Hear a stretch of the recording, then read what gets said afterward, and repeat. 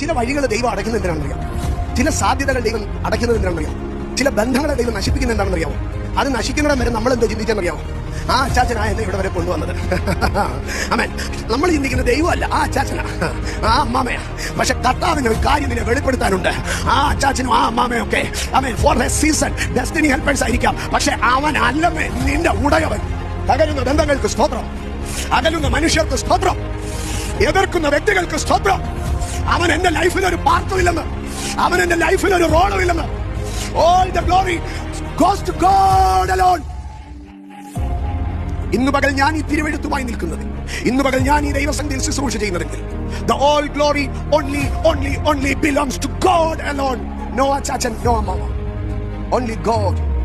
എന്നെ വിളിച്ചത് ദൈവമാണ്, എന്നെ നിർത്തുന്നത് ദൈവമാണ്. ഇന്നു പകൽ നീ തിരിച്ചറിയണം, നിന്റെ അച്ചാച്ചനും അമ്മാമയല്ല നിന്നെ സപ്പോർട്ട് ചെയ്യുന്നത്, നിന്റെ ദൈവമാണ് നിനക്ക് തുണ.